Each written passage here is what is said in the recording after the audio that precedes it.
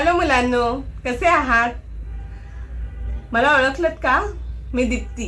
गेल्या वर्षी आपण चिकू पिकूच्या वाढदिवसाला अक्कण माती चिक्कण माती शिबिर घेतलं होतं, तिथे भेटलो होतो. तेव्हा तुम्ही काय बनवलं होतं आठवतंय तुम्हाला? एक छोटासा दिवा आणि चाकावर काही भांडी बनवली होती, बरोबर? तर यावर्षी आपण पुन्हा भेटतोय आणि यावर्षी आपण पुन्हा चाकावर भांडी बनवणार आहोत आणि त्याशिवाय एक नवीन वस्तू बनवणार आहोत. ती वस्तू काय आहे सांगू तुम्हाला आता?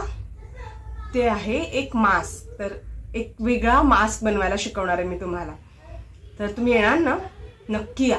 8 फेब्रुवारीला ज्योत्स्ना भोळे सभागृह रंगशाळामध्ये. तर आणि आईबाबांनी मुलांबरोबर नक्की असावं किंवा कोणीतरी एक पालक मुलांबरोबर असावं, कारण मुलांना काम करताना मदत लागते.